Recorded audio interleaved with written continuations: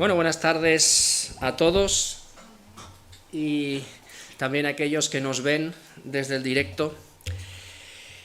Y en esa tarde quería compartir algo con vosotros que lo que más me gusta de todo es haber generado cierta expectación y ciertas dudas con el título de la predicación.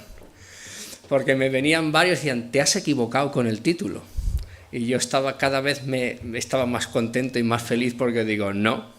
Entonces, eso significa que cuando vengan esta tarde dirán, ¿y esto por dónde va? Porque también tengo que decir que en esa tarde, siempre que salimos aquí y compartimos la palabra de Dios, tenemos que venir con mucho temor y temblor porque no es nuestra la palabra, sino que es de Dios lo que vamos a decir, y no vale nuestra opinión, sino lo que vale es la opinión de Dios en todo momento. Pero sí que de una forma especial, cuando Dios estaba poniendo esto en mi vida, pues también yo lo recibía con mucho temor y con mucho temblor. Y los que no lo habéis visto, en el grupo de la iglesia que ya anuncian la predicación, dice, Dios no responde preguntas, sino respuestas. Y yo sé que ha habido un tejemaneje de gente que preguntaba, dile que se ha equivocado, dile que se ha equivocado. Y hasta me han llamado a mí para preguntarme si me había equivocado. Has llamado hasta la pobre Joana para decir, ¿te has equivocado en lo que has puesto aquí? Dice, no, que es lo que Jordi me ha dado. Y como Dios no da puntadas sin hilo, desde el principio que hemos estado esta tarde empezando la reunión y leyendo la Biblia, pues Ana ya empezaba a compartirnos alguna cosa en ese Salmo 95 de cantar, de alegrarnos en el Señor, de todas estas cosas. Pero ella al final decía algo muy importante, que es que tú, ahí pone que lo tenemos que hacer, pero tú eres quien elige hacerlo o no hacerlo. Entonces quizás la respuesta a este título de que Dios no responde preguntas sino respuestas es que Dios siempre espera algo de ti. Dios puede hacer todo solo. Dios tiene poder para hacer toda la obra solo y no necesita a ninguno de nosotros. Pero Dios, siempre que nosotros buscamos alguna respuesta de Dios, Él va a responder a cómo nosotros estamos a la vez respondiendo a lo que Él quiere hacer. ¿Qué quiero decir? Vemos muchas historias en la Biblia. Una, por ejemplo, al principio, no sé si os acordáis, al principio del libro en el libro de Josué, cuando ellos tienen que cruzar el Jordán. La tierra prometida está ahí. Dios había dicho ya a Moisés que les iba a dar una tierra, que se la iba a dar, que la tenían que poseer. Ellos lo sabían. La respuesta a la promesa de Dios la tenían delante. Pero, Dios dijo, ahí está. Y Dios dijo que en respuesta al otorgar esa tierra, que la recibirían de una forma milagrosa porque el río se iba a abrir, Dios daría la respuesta, pero Dios dijo, yo puedo abrir el río, pero nada ocurrirá.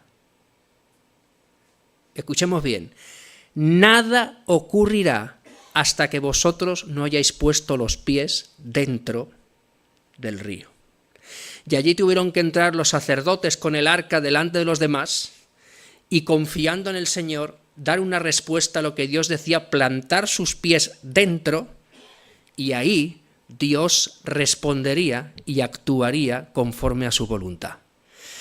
Entonces ha dicho una palabra clave para hoy antes Ana, que estaba hablando de elegir, de elecciones.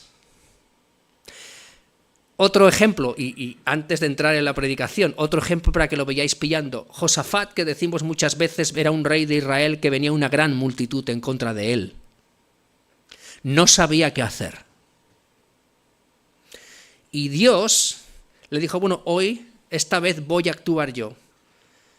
Pero él y su ejército tenían que estar preparados para luchar. Esa era su elección. Ellos tenían que elegir estar preparados para luchar. David, siempre decimos que David es un ejemplo de preguntarle a Dios: Señor, ¿haré esto? ¿Haré lo otro? ¿Subiré? ¿No subiré? ¿Iré? ¿No iré? Pero él estaba completamente preparado para ir. Siempre. Entonces lo que ocurre es que Dios va a responder y va a actuar conforme a nuestra elección de lo que estamos dispuestos a hacer y en lo que ya estamos caminando. Dios a veces va a decir sí o no a aquello en la dirección que estamos tomando, pero Él no quiere personas que estén todo el día quietos esperando que Dios vaya diciendo, que Dios vaya haciendo, sin moverse en ningún momento. Entonces, hay un versículo en Marcos 3:14, cuando el Señor elige a los 12, dice: estableció a 12 para que estuviesen con Él y para enviarlos a predicar. Y la parte más importante del creyente engloba la primera parte. El enviarles a predicar era algo que iba a suceder como consecuencia de la primera. Pero Él quiere que los suyos estén con Él. Es más, muchas veces hablamos mucho de Jesús, citamos mucho a Jesús, de lo que Él hacía, pero muy pocas veces decimos lo que Él hablaba. Muchas veces decimos cómo Dios actuaba, y es más, a veces no pensamos en decir lo que Él no hacía. Porque es muy importante fijarnos en cómo actuaba Jesús, pero también es muy importante ver cómo no actuaba Jesús. Porque a veces parece que solamente tenemos que buscar el cómo hacer. Y si leemos el Salmo 1, cuando dice: bienaventurado el varón, que dice que no anduvo en consejo de malos, ni estuvo en silla de escarnecedores, dice, sino que la ley del Señor es su delicia.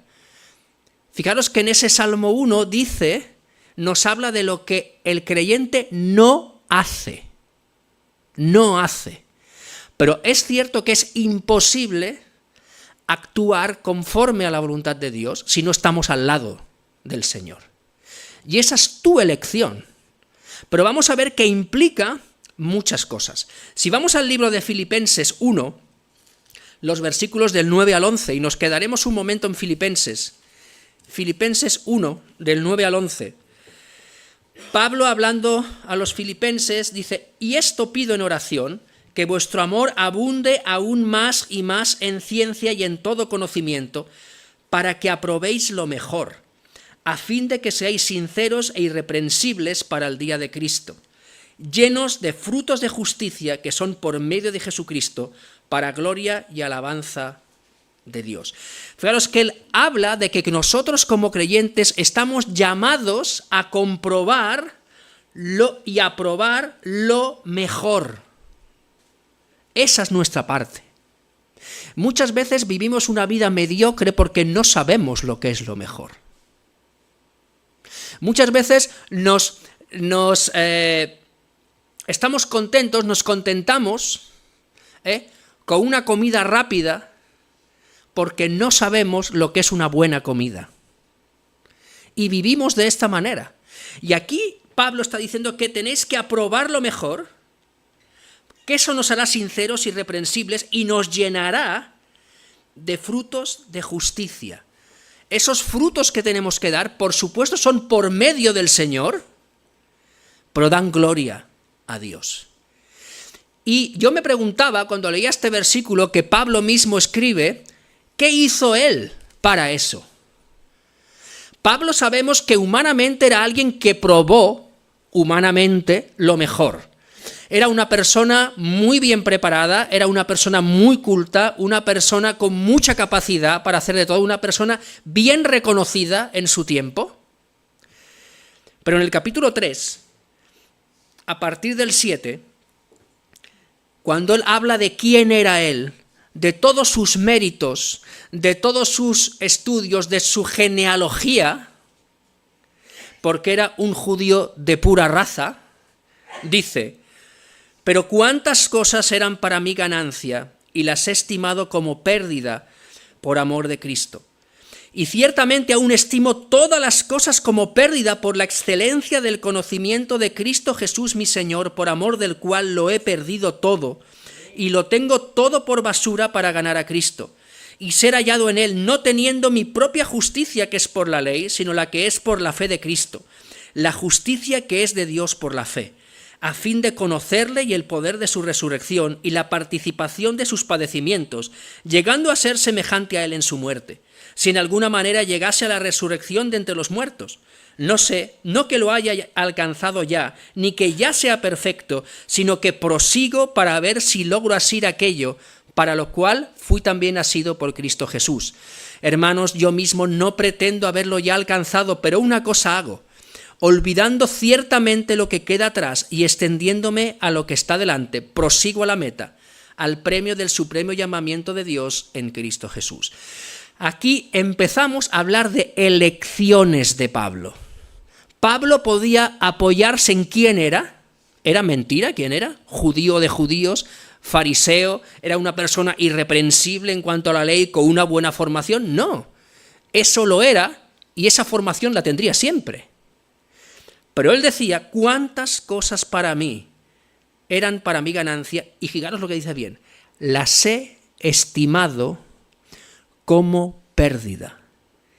Eran cosas buenas y yo he decidido que para mí no es lo importante, sino que lo importante es conocer y andar al lado del Señor.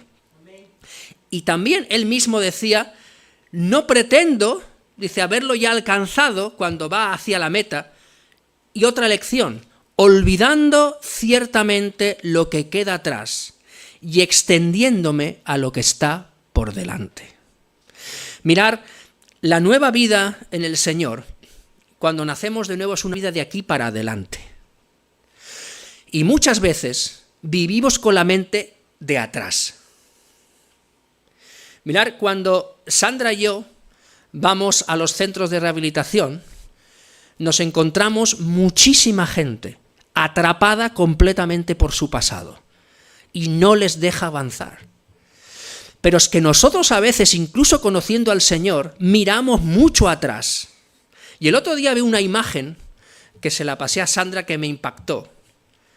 Y decía: un hombre atrapado por su pasado. Y se venía una pared de ladrillos con un hombre saliendo, intentando salir, pero unas manos que lo tenían sujeto y no le dejaban salir.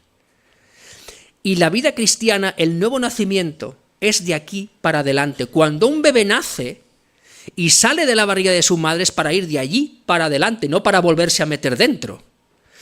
Eso es muy importante, mirar hacia adelante, porque el pasado no nos puede hacer más daño del que nos ha hecho. ¿Sabes por qué? Porque ya ha pasado. Nadie lo va a quitar. Está ahí. Y nos hizo daño, pero está ahí.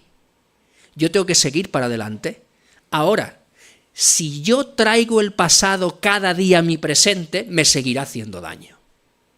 Entonces, yo tengo que decidir que si he nacido de nuevo, sigo hacia adelante. Como dicen esos, ¿no? Hacia atrás ni para coger impulso. Hacia adelante.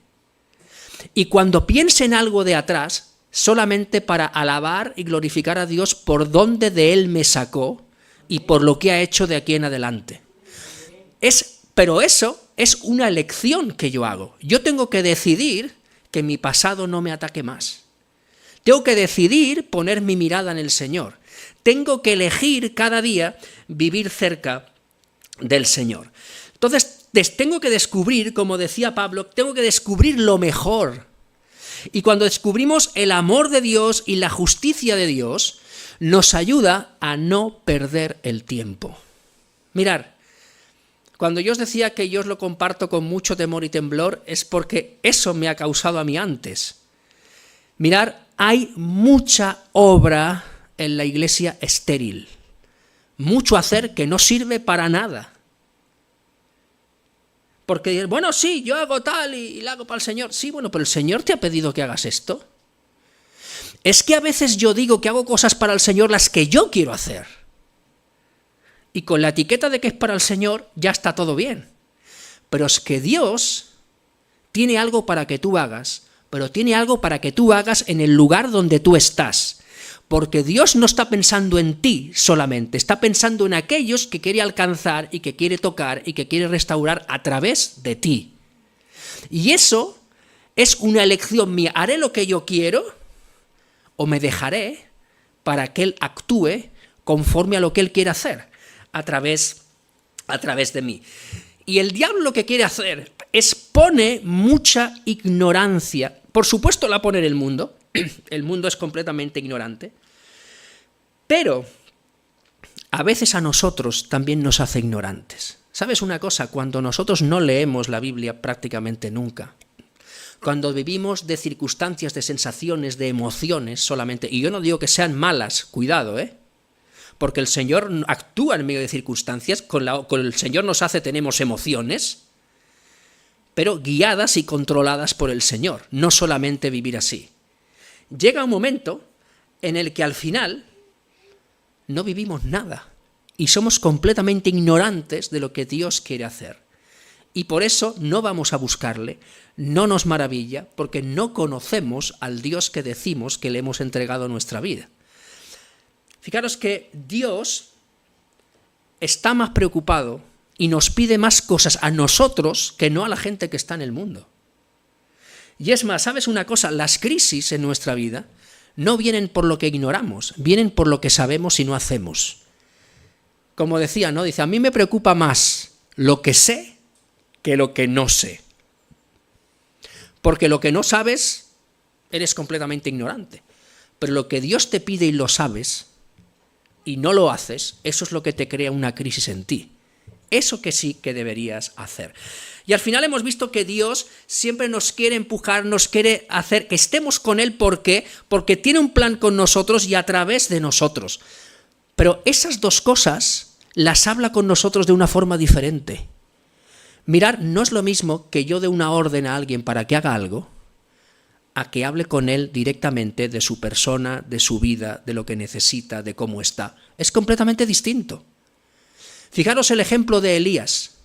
No hace falta que lo busquéis, está en 1 Reyes 19. Él antes, Dios le había utilizado para derribar a un montón de profetas de Baal y había clamado a Dios y había caído fuego del cielo. Maravilloso. Pero llega un momento en el que él tiene una depresión muy grande y Dios tiene que hablar con él. Y Dios no habla con él de la misma forma que le mandó que fuera allí a hacer eso. Ahí era, bueno, ve y estarás ahí con los profetas de Baal, tú harás un sacrificio, se invocará al Señor, el Señor actuará, caerá fuego del cielo. Bueno, pero ahora cuando habla con Dios, no le habla desde el fuego. Incluso dice que pasó por delante de él un viento grande, luego pasó un terremoto, luego pasó el fuego y Dios no estaba ahí. Dice que de golpe escuchó un silbo apacible y se dio cuenta de que Dios estaba en ese sitio. Dios hablará contigo de una manera cuando quiera utilizarte y Dios hablará contigo de otra manera cuando quiera restaurarte, cuando quiera edificarte, cuando quiera tratar con tu vida. Dios habla de formas diferentes. Vuelvo a decir, no es lo mismo una orden que una preocupación por la vida de una persona. Y Dios actúa de esas dos maneras y a veces nosotros pensamos que Dios solo actúa conmigo en la forma en la que me utiliza. No, Dios te utiliza porque antes quiere trabajar en tu vida. Y mi elección y mi decisión es dejar que Él haga esto. Eso es muy, muy importante. A veces vienen personas, y me hace gracia porque vienen hermanos y dicen, pastor, ore por mí para que Dios me use. Hombre, diréis, ¿eso es una buena petición o no es una buena petición? Es una buena petición, ¿no? Pero quizás nuestra oración no debería ser, Señor, utilízale. Quizás nuestra oración debería ser, Señor, que entregue totalmente su vida a ti y que tú le controles completamente por tu Espíritu Santo. Porque una cosa es lo que yo quiero que Dios me utilice. Y sabéis, muchas veces nosotros miramos de aquí para allá. ¿Qué es lo que Dios quiere hacer conmigo? ¿Dónde me va a llevar? ¿Qué va a hacer conmigo? ¿Cómo me quiere utilizar? Y no miramos de aquí para adentro. Y lo que tú hagas de aquí para afuera tiene más que ver con lo que pasa de aquí para adentro. Pero aquí no miramos, ¿sabes por qué? Porque nos da miedo mirar aquí dentro. Porque lo que está de aquí para allá no es mío. Lo que está de aquí para acá sí es mío. Y a veces eso me asusta, porque es donde Dios tiene que trabajar en mi vida. Entonces, cuando Dios controla completamente a una persona, es cuando Dios controla su vida, controla su matrimonio, controla su familia, controla su trabajo, controla sus finanzas, controla todo. Y en ese momento Dios le va a utilizar en el lugar donde Él le quiere poner. Y escucha bien, en el lugar donde Él te quiere poner. No es siempre el lugar donde tú quieres estar.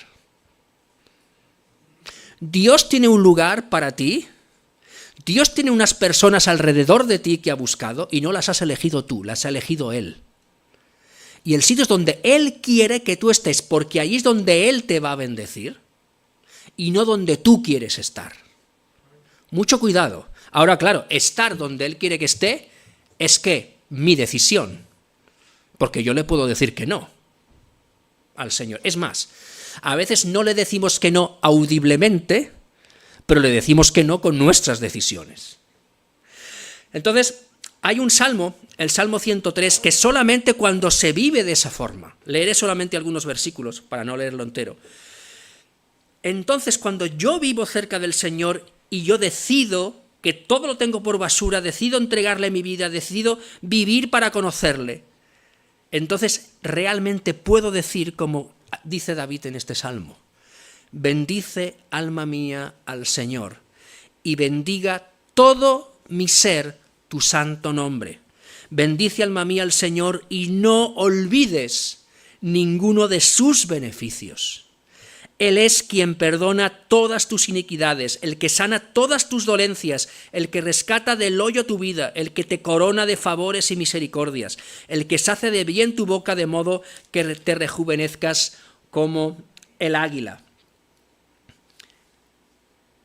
El 17 dice: mas la misericordia del Señor es desde la eternidad y hasta la eternidad sobre los que le temen, y su justicia sobre los hijos de los hijos. Fijaros que ahí solamente yo puedo decir bendice mi alma al Señor, o ahí es donde puedo saber y asegurar, como dice el Salmo 37, 25, dice que joven fui y envejecido, es la oración de un anciano.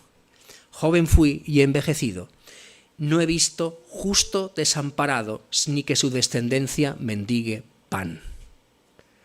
¿Pero por qué lo ha visto? Porque estaba cerca del Señor. ¿Y por qué no ha visto ningún justo desamparado? Porque quien no lo desampara es el Señor, no nosotros. Entonces, cuando vamos a Mateo 10, es un versículo que conocemos muy bien y que nos gusta decirlo, pero tenemos que ver qué implicaciones lleva a cada una de nuestra vida. Mateo 10, versículos del 37 al 39 dice: el que ama a padre o madre más que a mí no es digno de mí.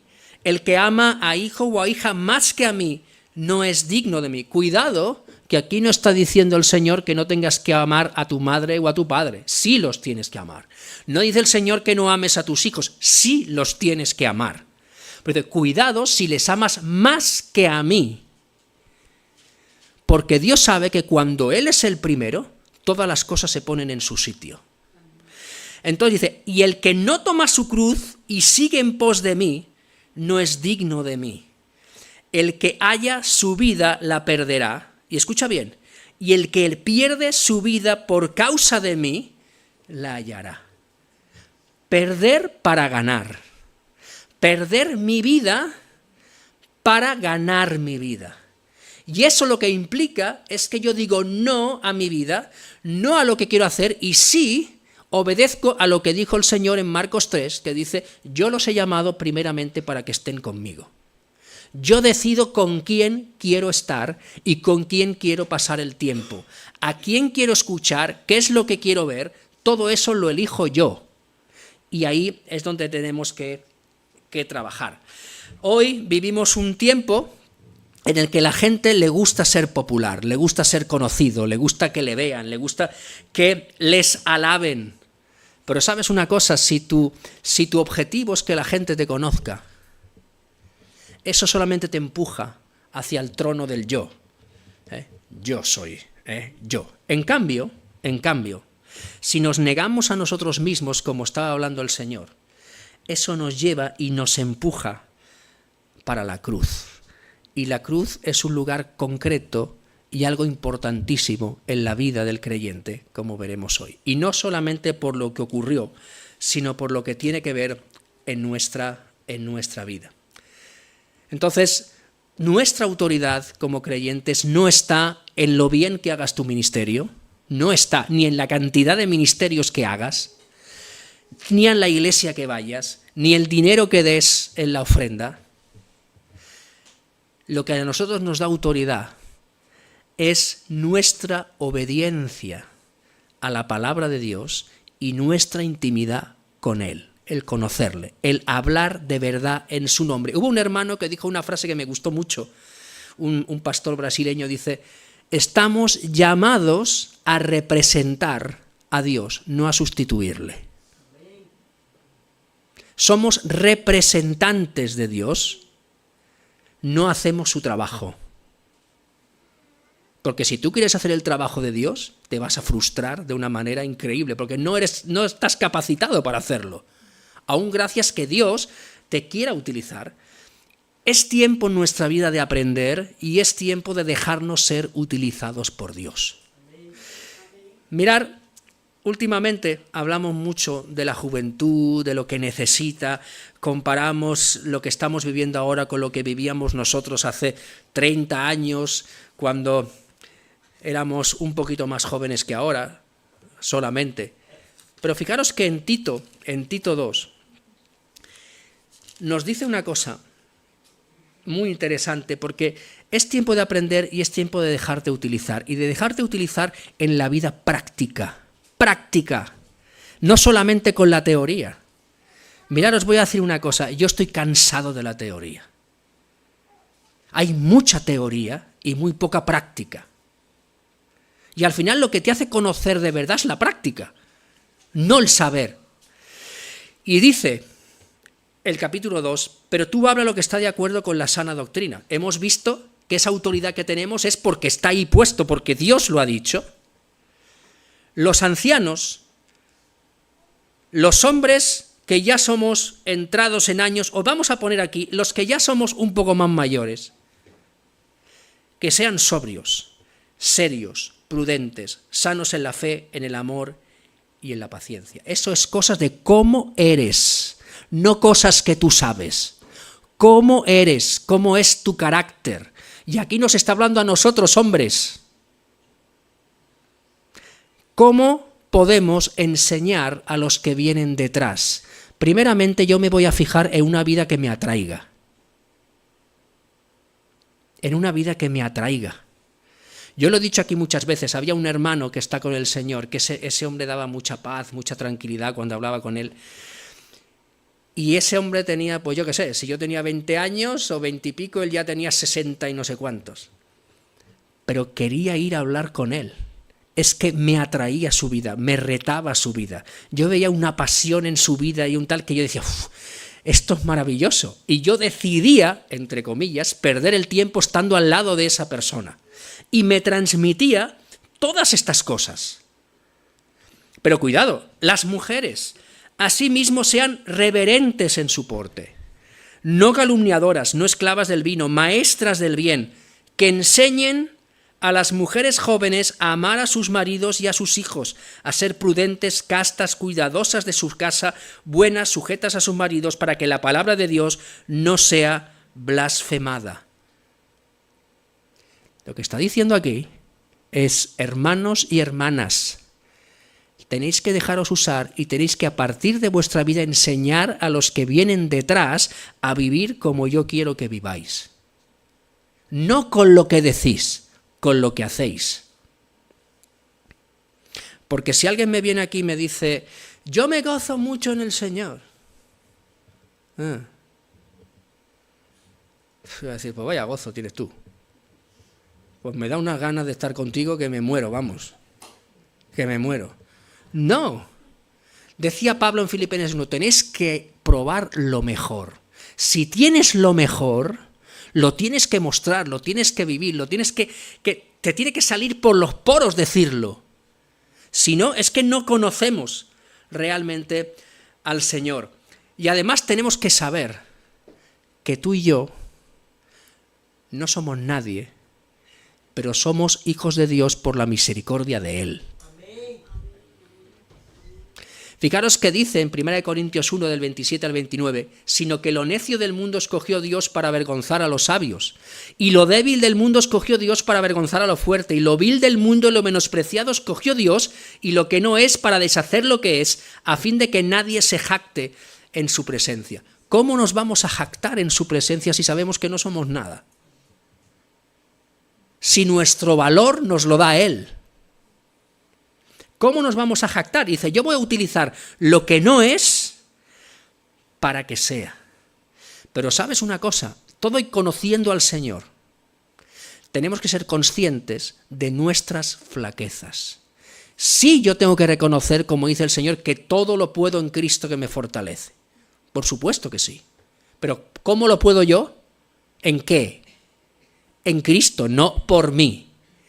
Porque estoy en Cristo puedo todas las cosas, pero en cambio, Pablo, el apóstol Pablo, que parece muchas veces cuando leemos la historia de Pablo, un Superman, porque todo lo que aguantó el hombre y lo que vivió, y todo parece que nosotros no podríamos aguantar ni una décima parte de lo que él aguantó, él sabía que él era débil. Pero si mira, si lo tenía todo, en formación, en genealogía, en tal, sí, sabía, se ponía delante de los reyes, se lo tenía todo.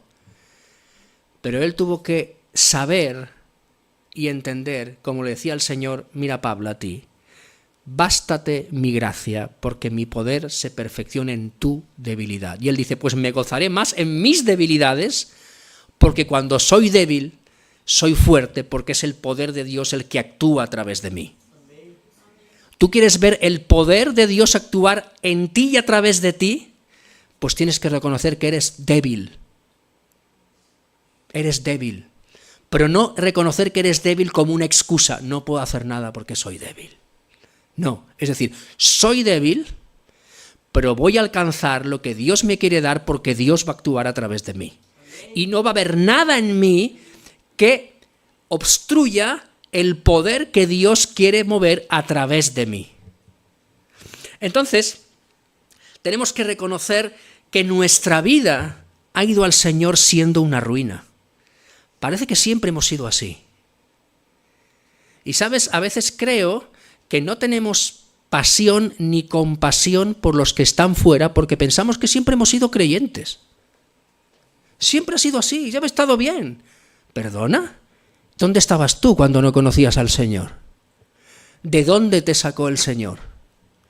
Y tenemos que recordar, cuando Dios nos ha hecho una nueva criatura, si nos miramos al episodio de la creación en Génesis 1:2, que dice que la tierra estaba desordenada y vacía, y el Espíritu del Señor se movía sobre la faz de las aguas, y dijo Dios, sea, ¡pum!, y empieza a actuar.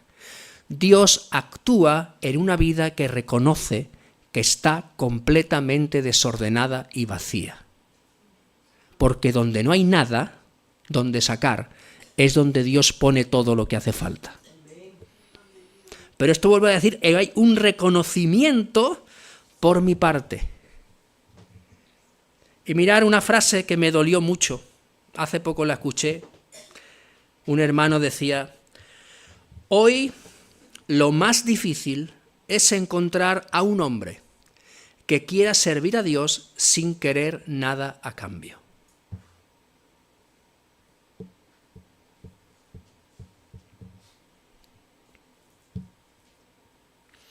Hoy lo más difícil es encontrar a un hombre que quiera servir a Dios sin querer nada a cambio. Y me diréis, no, yo no busco nada. Pero nuestra mente, cuando queremos hacer algo por Dios, ya nos va a la cabeza de cómo Dios nos va a bendecir. Y Dios no tiene por qué hacerlo, porque tú estás haciendo lo que tienes que hacer.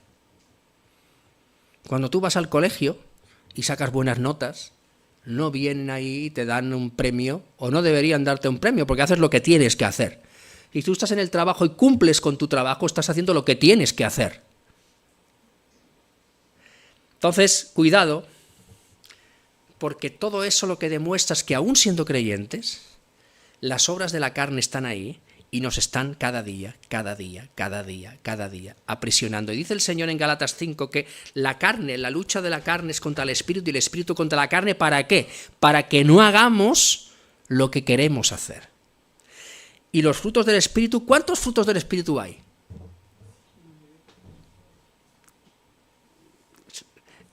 Lo que más me gusta es que todo el mundo dice, sí, tal, amén, no sé qué, y cuando hace una pregunta... A ver, ¿quién da más? ¿Cuántos? 7.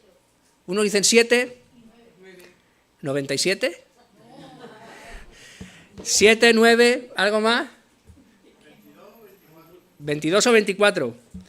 Bueno, luego le diremos a Antonio que salga aquí y nos enseñe los que faltan. A ver, vamos a contar. Los frutos son los que van, cuando nosotros desarrollemos los frutos del Espíritu, son los que van a hacer callar las obras de la carne en nosotros. Contemos: amor, gozo, paz, paciencia, benignidad, bondad, fe, mansedumbre y templanza. Muy bien. ¿Eran cuántos? 9. Hombre, pero yo he hablado de cuántos son, no de en cuántos versículos están. Ah, es que Antonio, claro, ha dicho que está el versículo 22 y 23 y eso le ha confundido. Entonces, fijaros que yo quiero hacer una pregunta, me quiero hacer una pregunta a mí y os la quiero traspasar a vosotros.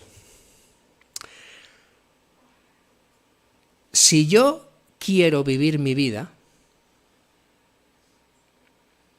¿por qué le entrego mi vida a Jesús?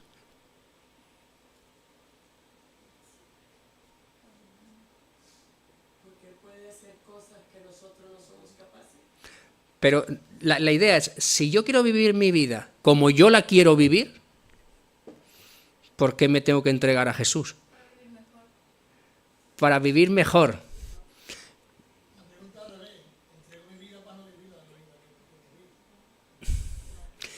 Es que cuidado, porque en el momento en el que yo entrego mi vida a Jesús, yo ya no existo. Entonces no puedo vivir la vida como yo la quiero vivir y como a mí me gusta. Tengo que vivirla como Él quiere. Y en Gálatas 2:20 dice, con Cristo estoy juntamente crucificado. ¿Y qué dice? Y ya no vivo yo, mas vive Cristo en mí. Y ahora decir, bueno, esto está bien. Yo ya no, y ahora sigue diciendo, y lo que ahora vivo en la carne, en mi vivir cada día, lo vivo en la fe del Hijo de Dios, el cual me amó y se entregó a sí mismo por mí. Lo que está diciendo aquí es que Jordi, con sus deseos, con sus pasiones, con sus intereses, con lo que más le gusta hacer, con tal, se acabó. Por supuesto, esto es una lucha. Porque siempre está, como decíamos, la carne y el espíritu luchando constantemente. ¿Para qué? Para que no hagas lo que quisieras. Entonces, claro, tenemos que mirar muy bien que la única forma de acallar esa voz es tener y desarrollar los frutos del Espíritu en nuestra vida. Pero eso sigue siendo una lección. Andad en el Espíritu y no satisfagáis los deseos de la carne. Eso es, tú lo tienes que hacer. ¿Es la voluntad de Dios? Claro, pero eres tú quien lo tiene que hacer. Es tu elección. No me digáis que cada día... Sí. Negarse a sí mismo, como dice Miguel, es eso, es mi elección. O no me vais a decir que desde que te levantas hasta que te acuestas tienes 50 cosas que tomar una decisión y tú puedes decir, tomo como el Señor quiere o a veces como a mí me gusta? Lo tenemos en todas las cosas, todos los días. Entonces, fijaros que solamente estando con el Señor estamos plenos y realmente nuestra felicidad vendrá en cumplir lo que Dios quiere que cumplamos. Porque es más, Dios nos ha colocado en la operación de rescate más grande que hay en el mundo. Y a veces no valoramos eso. Hemos visto la televisión hace poco, hemos visto todo lo que pasó en Valencia y nos quitamos el sombrero por los voluntarios que estuvieron allí. Ahora es triste porque ahora ya parece que no han pasado tantas cosas, ya ha pasado un mes, ya va muy poca gente, ya tal, bueno. Pero hay gente que está ahí completamente perdida y ha ido gente a ayudar. Y hay gente que tú hablabas con esos voluntarios que muchos seguramente ni creían en el Señor ni nada, y decían, es que ahí tenemos que estar porque nos tenemos que ayudar los unos a los otros. Fíjate que a ti el Señor te ha colocado diciendo, no es que tengas, es que tienes que ir, es que tienes que estar entre la gente, es que tienes que ir y tienes que ayudar, es que tú tienes que, entre comillas, perder tu tiempo en hacer la misión que yo te he dado que tienes que hacer. La Iglesia no puede perder el tiempo en otras cosas que no sea la misión de Dios en este mundo. Eso es lo que se nos ha dejado para hacer.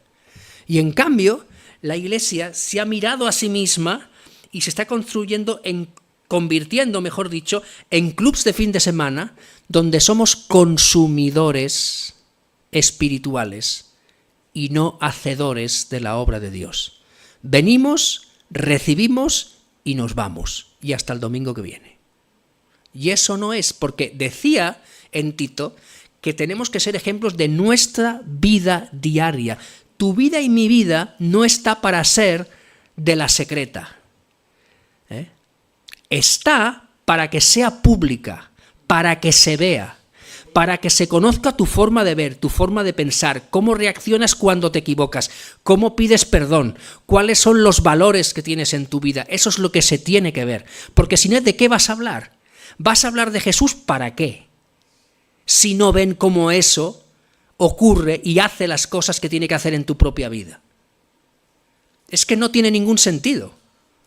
Entonces, a partir de ahí, fijámonos que en Mateo 13, Jesús habla de las parábolas. Esto es la cosa que más erróneamente tenemos idea de la palabra de Dios. Mirad, cuando yo estudiaba en el seminario, en la escuela bíblica, hubo un profesor y ahí eran todo personas, había pastores, había gente de muchos tipos diferentes, profesores de escuelas dominicales, todos. Y el profesor dijo, porque ¿cuál era el uso que Jesús tenía de las parábolas? Todo el mundo levantaba la mano. No os voy a preguntar para no decir nada, pero Jesús utilizaba las parábolas porque utilizaba ejemplos de la vida diaria para que la gente entendiera. Mentira. ¿Sabes por qué utilizaba Dios para parábolas? Para que la gente no creyera y no se convirtiera. ¿Cómo? Amigo. Los liaba más que otra cosa. En cambio a vosotros, le decía a los discípulos, sí que vosotros tenéis que saber. Y a ellos se lo explicaba, a la gente no. La gente no sabía lo que era. ¿Por qué? Porque la salvación viene ¿por qué? Por la muerte de Jesús y por su sacrificio. Jesús no había muerto todavía. Y llega un momento en el que toda esa cosa que hay ahí escondida, que es un misterio, cuando Jesús muere, qué curioso, hablan de Jesús y se convierte en 3.000. Hasta que Jesús no muriera, no resucitara y no llegara al Espíritu Santo, No había nada que hacer. Y Jesús explicaba a la gente para que no entendieran, para que con sus ojos no vieran y con el corazón se quebrantaran y los salvara. Eso era la labor que hacía con las parábolas, pero el objetivo era que a los suyos sí se lo explicaba. Entonces, ¿quién tenía más responsabilidad, los suyos o los demás? Los suyos, en ir hacia adelante. Fijaros que el mismo Pedro antes huyó, se fue corriendo cuando cogieron a Jesús. Pero cuando Jesús muere en la cruz, resucita y viene el Espíritu Santo, Pedro ya no se esconde. Pedro sale y predica y se convierte en 3000. Entonces, fijaros que ahora me gustaría que prestáramos atención. La cruz es el mensaje principal en nuestra vida. Si no hay cruz y resurrección, no hay nada. No hay nada. Pero mucho cuidado, porque hoy en día mucha gente se convierte a Jesús sin pasar por la cruz. Y esta gente, ¿sabéis a qué se convierte? A los beneficios del Evangelio y no al sacrificio del Evangelio. Hay gente que se convierte para tener una vida mejor, para ver lo que va a vivir, para ver lo que va a sacar del Señor. Hace años, en el sitio donde estábamos de campamento, se prepararon unos bautismos y un hombre le preguntó a otro, dice, contadme vuestro testimonio. Y empezó a hablar. Y no se veía ni un solo momento de arrepentimiento, de reconocimiento de la obra de Cristo en la cruz. Y el pastor le dijo, bueno, a ver, pero habrá un momento en el que tú te habrás arrepentido de algo, ¿no? Habrá un momento en el que has visto que el Señor ocupó tu lugar en la cruz, que tú estabas perdido, que Él te salva y tal. Ah, bueno, sí, Dios, pues eso es lo que hay que contar. Esto es lo que hay que contar. Pero ¿eso qué hace? Que hoy en día en el mundo haya una iglesia sin poder, llena de gente, pero de gente muy vacía, con mucha falta de poder de Dios y con muy poco testimonio en el mundo. Porque nos hemos convertido al beneficio del Evangelio y cuando ya no me sirve, me voy. Eso es lo que hay. En cambio, el que pasa por la cruz se convierte en el sacrificio. Y el sacrificio, vivir una vida sacrificada para el Señor, volvemos a lo mismo, es una elección tuya. Mirad, hubo una persona, dijo lo siguiente, dice, pastor, me gusta asistir a su iglesia, me gusta. Una persona que no era creyente, me gusta asistir a tu iglesia. Y fijaros que decía, me gustan los cánticos, me gusta la palabra, disfruto ahí, me siento bien, pero de ser creyente nada, ¿eh? Entonces el pastor le decía, ¿y eso? ¿Por qué? Dice, es que los creyentes son muy aburridos porque no pueden hacer nada, todo es no en la vida. Me dice, ¿y eso? Y le dijo, a ver, pastor, dice, ¿los creyentes en su iglesia pueden fumar? Dice, claro que sí. No, dice, ¿y pueden beber incluso más de la cuenta? Dice, pues claro. No pasa nada, claro que pueden. Dice, hombre, dice, su iglesia será diferente a las demás, le dice. Pero a ver, le voy a decir otra cosa. Dice, mire, yo soy un hombre casado y me gusta una mujer que está casada con otro hombre. ¿Yo en su iglesia podría tener una relación con esta otra persona? Dice, pues claro que sí. Y dice, y entonces este hombre le preguntó, y entonces, a ver, ¿y en su iglesia por qué no lo hacen? Y él contestó, porque no quieren. Porque nuestra elección es obedecer lo que Dios dice. Poder podemos. Ahora, no queremos. Pero no queremos, ¿por qué? Porque hay una razón. Y si tú no estás convencido de la razón de la que por qué no, vas a caer. Te la vas a pegar, porque no hay ningún convencimiento. Pero él decía, mira, podemos, pero no queremos, porque nosotros personalmente decidimos que no lo vamos a hacer. Pero lo decido yo voluntariamente. Vuelvo otra vez, es mi elección decir que no. ¿Por qué? Porque como dice Romanos 12:1, dice, presentar vuestros cuerpos en sacrificio vivo, santo, agradable a Dios, que es vuestro culto racional. Un sacrificio vivo se presenta a sí mismo. El muerto no, lo colocaban ahí encima y se acabó. Yo me presento delante de Dios cada día como un sacrificio vivo. Por supuesto, ¿y sabéis qué diferencia hay de un sacrificio vivo a un sacrificio muerto? Que el vivo se puede bajar del altar cuando quiera. No, es mi elección. Y lo presento como santo porque me separo de todo lo que me rodea para sacrificarme para el Señor y para que sea agradable a Él. Esa es mi elección. Y servir al Señor no es sufrir. Sufrir viene de dolor. Es sacrificio. Y el sacrificio viene de elegir, de una elección. Porque al final, ¿sabes una cosa? La comunión más íntima que tiene el Señor es con aquellos que le temen. Eso lo dice el Salmo 25, versículo 14. La comunión íntima del Señor es con los que le temen y a ellos hará conocer su pacto. Dirás, vale, muy bien, pero yo quiero elegir servir al Señor. Pero ahora te voy a poner otra cosa, que es que Dios, si tú desobedeces y tú le deshonras y quieres vivir tu vida y no vivir para Él, escucha bien, Dios no tiene ninguna obligación de darte lo que Él ha prometido que te va a dar. Y eso no obstruye en ningún momento que Dios es fiel. ¿Es que Dios ha prometido darme? Sí. Para los que le siguen y para los que le obedecen. A los que no, no. No tiene ninguna obligación. Si luego tú acusas a Dios de que Dios no ha hecho, mal. Y diréis, bueno, vale, pero ¿esto dónde está en la Biblia? Bueno, vamos a ver en 1 Samuel 2, porque las cosas están en la Biblia. Qué casualidad, ¿no? Qué bueno que lo tengamos todo apuntado y no tengamos que inventárnoslo.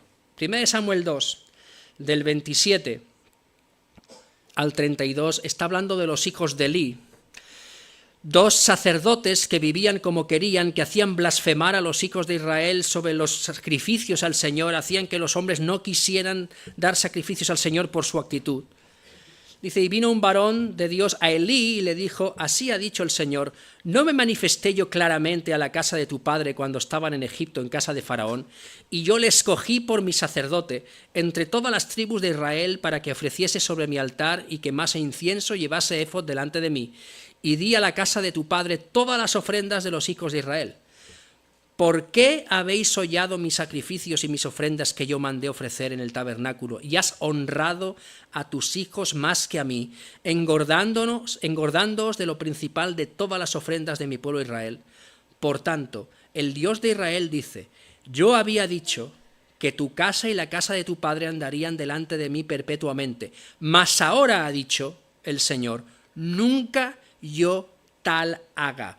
Porque yo honraré a los que me honran, y los que me desprecian serán tenidos en poco. He aquí vienen días en que cortaré tu brazo y el brazo de tu casa, y el brazo de la casa de tu padre, de modo que no haya anciano en tu casa. Verás tu casa humillada mientras Dios colma de bienes a Israel, y en ningún tiempo habrá anciano en tu casa. Fijaros bien, yo había escogido tu casa, yo había escogido tu familia, yo te había escogido a ti, pero en cuanto tú has honrado más a otras cosas que no a mí, yo ahora digo no. ¿Y Dios es infiel? No. Dios prometió y Dios quitó. Cuidado, en que hay veces decimos, bueno, sí, pero Dios me ha prometido que... Cuidado, cuidado. Pues tiene mucho que ver con nuestra santidad y Él dice que honró más a otros, a sus hijos, que a Dios. Y cuando nosotros queremos recibir honra a nosotros, lo que estamos haciendo es quitarle la honra de Dios. Cuando David se fue a luchar con Goliat, y se fue a luchar y coge la onda y mata a Goliat, ¿sabéis qué es lo primero que se pregunta? ¿De quién es hijo este? Curioso, ¿eh? Toda la honra, por supuesto David le dio la honra a Dios, pero toda la honra de lo que hizo David se la llevó su padre. Entonces, toda la honra de lo que tú lleves a cabo se la tiene que llevar tu padre. Se la tiene que llevar el Señor. Entonces, honrar es más que obedecer. Reconocimiento no es lo mismo tampoco que la honra, aunque no se puede honrar sin reconocer a una persona. Fijaros que los magos de Egipto, los magos de Oriente, llegaron y se pusieron delante de un bebé. Cuando nosotros vamos a ver a un bebé que acaba de nacer, ¿qué le llevamos? Pañales, colonia, alguna cosita, algún juguetito para que juegue. ¿Qué le dieron estos tres? Oro, incienso y mirra. No eran regalos para un bebé, eran regalos para un rey. Porque ellos reconocieron que en ese bebé había un rey. Y iban a honrar a ese bebé por quien era, no por lo que era en ese momento. Honrar es dar a Dios lo que Él merece. ¿Y sabes lo que Él merece? Un día le enseñaron a Jesús una moneda. Y dijeron, ¿de quién es esta inscripción? Dijo, esto es de César. Y dice, pues dad a César lo que es de César y a Dios lo que es de Dios. Y si tú has entregado tu vida a Dios, tú eres del Señor. Y tú eres quien te tienes que dar completamente al Señor. Hay un ejemplo en Segunda de Reyes, cuando Elías va a ver a la sunamita. Un ejemplo muy bueno de lo que es honra. En Segunda de Reyes 4, dice el versículo 8 al 10, aconteció también que un día pasaba Eliseo por Sunem y había allí una mujer importante que le invitaba insistentemente a que comiese y cuando él pasaba por ahí, venía a la casa de ella a comer.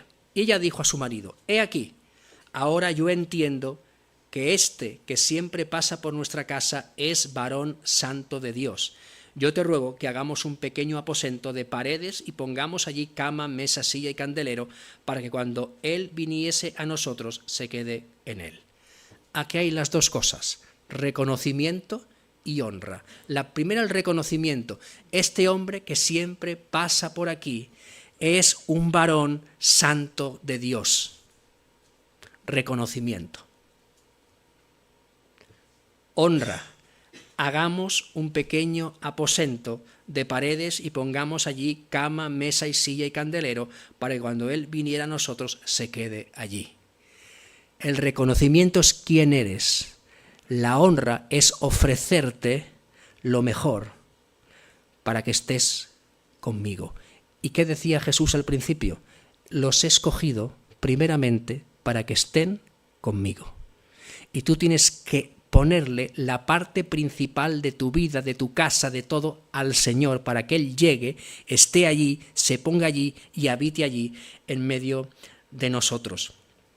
Mirar, tenemos que hacer algo y realmente si amamos a Dios, nuestra vida se va a caracterizar por el dar, porque se puede dar sin amar, sí, pero es imposible amar sin dar. Es imposible. Completamente. Cuando amas, das. Cuando hablas, te entregas. Cuando amas, te sacrificas. Y es más, en el mundo, hoy en día, hay mucha gente esperando recibir cosas. Mucha gente.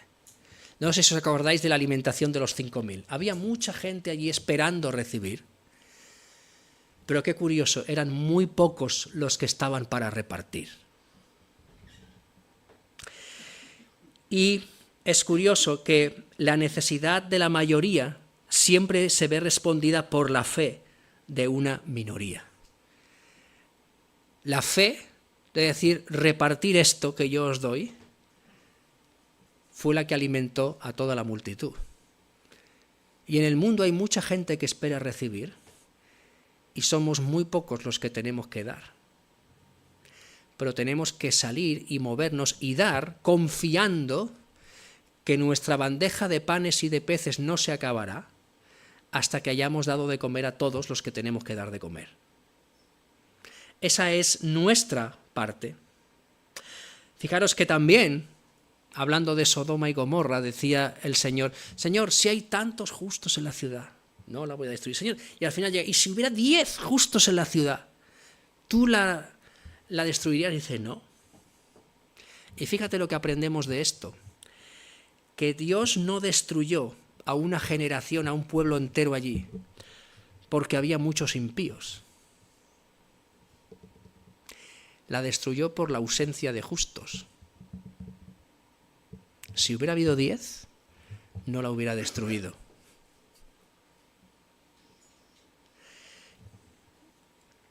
Tenemos que vivir de una forma en que seamos la luz y la sal donde el Señor nos ha puesto. Entonces tenemos que practicar ese amor y esa justicia que tenemos que comprobar que es lo mejor. Pero dar justicia, ¿qué es? ¿No? Dice, bueno, hacer justicia es dar lo que es justo. Pero Dios nos manda dar no a quien lo merece, sino a quien lo necesita. Y ahí la gente está necesitando recibir de parte de Dios. Entonces, Dios te bendice cuando estás donde tienes que estar. Tenemos que estar con Él y luego tenemos que estar donde Él nos envía y donde Él tiene un propósito claro para nuestra vida. Porque si estás fuera de allí, no eres bendecido. Os quiero hacer una pregunta. ¿Alguien me puede decir qué es un demonio? Alguno dirá, uno rojo con cuernos, con un tridente y que asusta a los niños. No, el malo de la película. No, ¿qué es un demonio? Pensando en lo que he dicho, Cualquiera que te invite a hacer algo que no esté dentro de lo que Dios quiere que tú hagas con tu vida. Entonces somos muy demonios. ¿Qué es un demonio? Un espíritu maligno. Pero pensar en lo que yo digo, tenemos que estar donde Dios quiere que estemos, y ahí Dios bendice. ¿Qué es un demonio? Sí, pero aquí estamos haciendo cosas. Yo digo, ¿qué es un demonio? Un demonio es un ángel fuera de su sitio. Curioso, ¿no? Un demonio es un ángel fuera de su sitio, siguiendo a uno que decidió ser como Dios. Fijaros que en Proverbios 14:1 dice que la mujer sabia edifica su casa, mas la necia con sus manos la derriba. ¿Qué vuelve a pasar aquí? Es una mujer en su sitio y otra fuera de su sitio. La que está en su sitio la edifica, la que está fuera de su sitio la derriba. Entonces, a David le bendijo el Señor mucho, pero cuando el Señor le castigó y tuvo que pagar mucho por lo que hizo, cuando no estuvo donde tenía que estar, cuando no salió a la guerra donde tenía que salir y estuvo donde no tuvo que estar, vio lo que no tenía que ver y cayó en lo que nunca tenía que haber caído. Cuando no estás donde Dios quiere que estés, caes en lo que no tendrías que caer, porque estás fuera del paraguas de Dios. No que el paraguas de Dios sea pequeño, sino que Él nos ha dado un marco donde nosotros tenemos que estar y donde tenemos que trabajar. Entonces, dice Pablo en 1 Corintios 9:19, es por ello que, por lo cual, siendo libre de todos, me he hecho siervo de todos para ganar a un número mayor. Nosotros tenemos que estar libre de todos. ¿En qué sentido? Yo tengo que estar libre, que yo no tengo que hacer nada porque le deba nada a nadie. Nada que marque y que mueva mi servicio interesado por cualquier cosa. Yo tengo que estar libre de todas estas cosas. Pero, dice, me he hecho siervo de todos. Esta es una lección. Yo sirvo a vosotros porque lo he elegido así. Yo sirvo a Dios en el lugar donde Dios me ha puesto porque es mi elección. Otra vez, mi elección es obedecer. Entonces debemos entregarnos. Y aunque por supuesto Dios nos dice que ofrendemos, que asistamos a la iglesia, todas las cosas, que eso todo está bien, pero Dios no nos pide solamente nuestro dinero, nuestro servicio, nuestros cánticos, nuestra alabanza, nuestra adoración.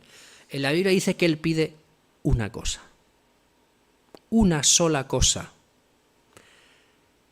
Dice en Proverbios 23, 26, dame, hijo mío, ¿qué? El corazón.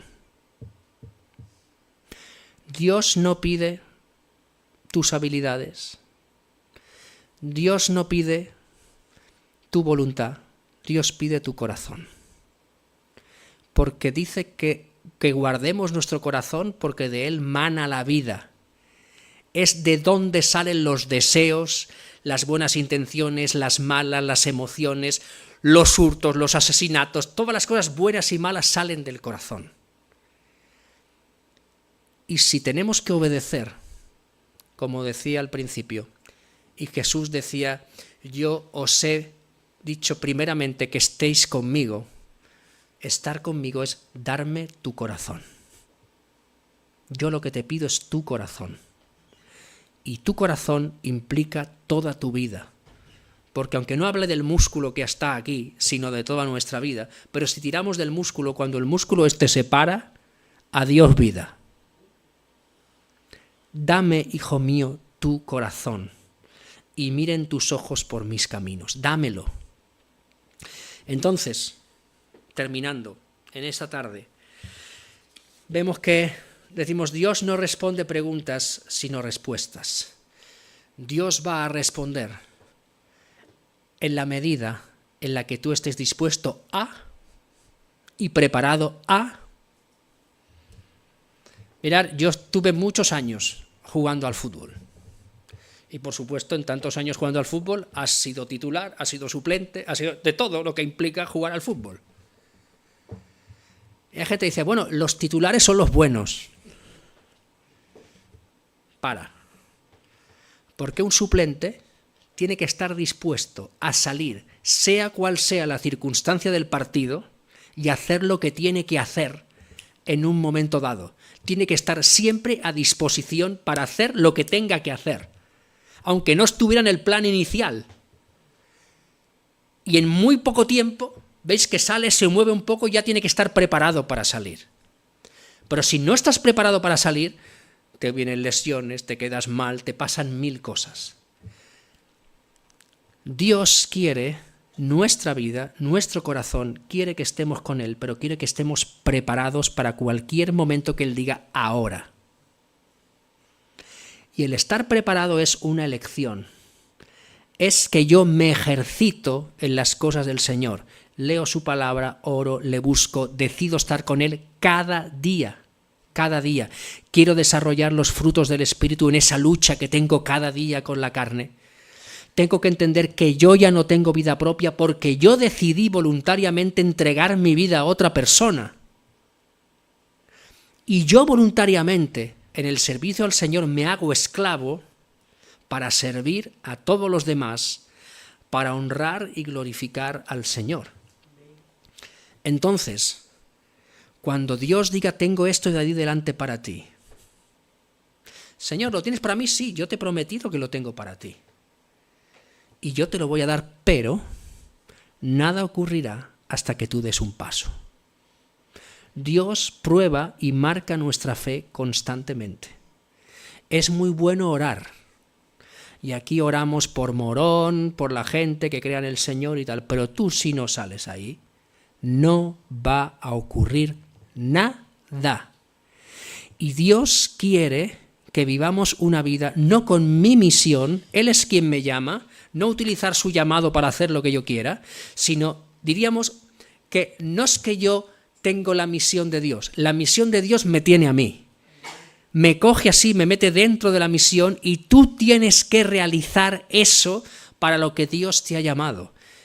Y nos vamos a dar cuenta que es la única manera en la que encontramos que nuestra vida tiene sentido. Porque tiene un propósito. Nuestro propósito no es pasar aquí y ya está. Nuestro propósito es marcar una huella y dejar huella en la vida de otras personas y llevar a cabo la misión que nos ha sido dada. Entonces, fijaros lo que decía al principio. Decía Jesús, yo llamo a los míos solamente para dos cosas. Para que estén conmigo, ahí es donde encontrarán fortaleza, donde tendrán compañía, donde estarán confrontados, donde tendrán que abandonar su vida para acoger la mía. Y luego, los voy a mandar ¿a qué? Para que estén conmigo y para mandarles a...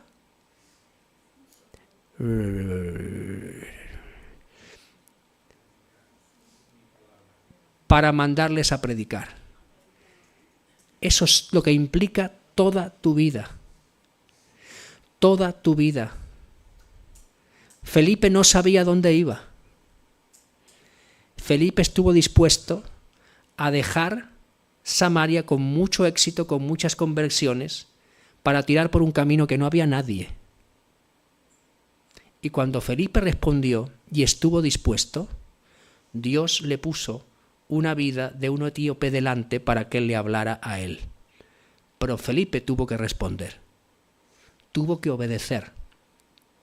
Y ahí está nuestra vida, ahí está el secreto de nuestra vida. Y Dios va a responder nuestras respuestas. ¿Por qué? Porque Él tiene una voluntad muy clara. Pero en el momento que tú digas, Señor, yo estoy dispuesto, yo quiero entregarte todo mi corazón, yo quiero estar disponible para ti, entonces Dios va a contestar todas aquellas cosas que tienes en tu corazón, porque llegará un momento en el que tú pensarás y pedirás y buscarás las cosas que Dios pide. Entonces, termino. Tenemos que haber pasado para creer en el Señor por la cruz y por favor, no seamos personas que nos convirtamos a los beneficios del Evangelio o a los beneficios de estar en la iglesia, sino que seamos personas que voluntariamente escojamos el sacrificio, el dar, el entregar. ¿Para qué? Para honrar al Señor, pero para ganar a muchos para el Señor. Esa es nuestra parte. Entonces, no te quedes sentado esperando que Dios diga qué. Muévete. Y en tu movimiento, el Señor irá diciendo, por aquí sí y por aquí no. Por aquí sí y por aquí no. Gira por aquí, gira por aquí. Pero si estás parado, no va a ocurrir nada. Entonces, por eso Dios va a responder mientras tú estás respondiéndole a Él. Porque al final, la vida cristiana es un camino lleno de giros, lleno de cosas que Dios te tiene que ir guiando. Pero Dios no me va a decir por dónde tengo que girar dentro de 4 kilómetros. Cuando llegue allí, es como el GPS, cuando llegue allí me dirá, ahora gira a la derecha o a la izquierda, tengo que llegar hasta ahí. Tengo que estar en movimiento. Entonces el Señor, ¿sabes una cosa? Nos tenemos que ejercitar, tenemos que trabajar para estar preparados, porque Dios lo que busca es un ejército, no un parvulario.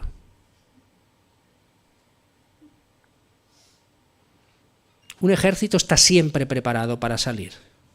En un parvulario tenemos bebés y en muchos sitios que se les consienten muchísimas cosas, porque son bebés y como se piensa que no saben mucho. Dios quiere un ejército, no un parvulario, no un jardín de infancia donde dejar a los hijos para que allí jueguen un ratito y estén bien. No. Dios busca un ejército. Dice que el soldado se ejercita cada día, haya o no haya batalla, para estar siempre dispuesto. La pregunta es, ¿qué le estás dando al Señor? El Señor pide tu corazón. ¿Le has entregado tu corazón o le has entregado parte de tu corazón? ¿Él tiene todo el control o tiene parte del control? Él es lo que nos pide. Él lo que nos pide. Y nuestra fe se prueba en las respuestas que damos, no solamente cuando todo va bien, sino cuando las cosas no van bien. Por eso, un soldado responde cuando la batalla está medio ganada y cuando están perdiendo. y da el callo en todo momento. Esa es nuestra función. Porque si nos olvidamos que estamos en una guerra, estamos perdidos. Y la guerra no se gana sentado en un sofá, se gana luchando y entregándose. Y no importa la edad que tengamos, que seamos más mayores o más jóvenes.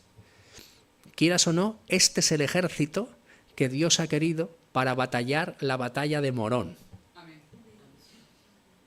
Y si Dios lo tiene así, es porque dice, lo tengo bastante compensado. Bueno, Él sabe por qué, pero necesitamos que todos hagamos nuestro trabajo, porque ¿sabes qué? Si tú dejas tu sitio, puedes dejar a la vista a otro y que se lo carguen. En un ejército todos tienen que luchar y ocupar su sitio, porque si no, tú puedes ser la causa de que acaben con otro. Nuestra vida depende de obedecer las órdenes, pero también nos tenemos que cuidar los unos a los otros, pero en medio de la lucha. Entonces, seamos conscientes de esto y recordemos que, como el ejemplo de Sodoma y Gomorra, que Sodoma no fue destruida porque había muchos impíos, fue destruida porque no había justos. Entonces vamos a trabajar para que Morón no sea destruida, porque hay un grupo de personas que lo que hacen es trabajar y servir y luchar por la tierra que el Señor ha puesto delante de nosotros. Amén. Y si quieres que los muros caigan como en Jericó, primero tendrás que haber pasado el Jordán creyendo y metiendo los pies, y segundo, habrás tenido que dar 7 vueltas y gritar para que Él haga lo que tenga que hacer. Si no, no hubiera pasado nada. ¿Dios no tenía poder para hacerlo? Claro que sí. Pero si el pueblo no hacía lo que debía de hacer, no iba a ver lo que Dios tenía para que ellos vieran. Dios tiene muchas cosas para que veamos, todavía, y está en nuestras manos verlas o no verlas. Tiene bendiciones para tu vida, para tu familia, para tu matrimonio. Es tu elección que las quieras o que no las quieras. Él te las va a dar y todo depende en la medida de nuestra fe, de nuestra obediencia y de nuestra entrega al Señor. Pero como decía un pastor que tenía, y ahora sí termino, hay que poner patitas a las oraciones. Hay que orar, pero hay que ir en esa dirección. Y mientras vamos, Dios va a hacer. Que el Señor nos bendiga y que nos ayude para que realmente respondamos con nuestras vidas a quién es Él y vivamos no una vida normal, sino una vida sobrenatural, que es a lo que Él nos ha llamado. Nos despedimos también ahora de los que nos ven por el directo y esperamos que haya sido de bendición y que el ejército del Señor crezca allí donde sea y donde haya un hijo suyo. Que no nos pase como Elías, que decía, Señor, pobre de mí, he quedado yo solo, no hay nadie más que te sirva. Y el Señor decía, ay, piltrafilla, ¿qué te crees tú? ¿Que yo me he guardado 7.000 más que están allí? Bueno, el Señor los tiene guardados, pero nosotros tenemos que responder. Señor, te damos gracias porque tú eres bueno y no podemos decir que no sepamos lo que tú pides de nosotros. Primeramente, que estemos contigo.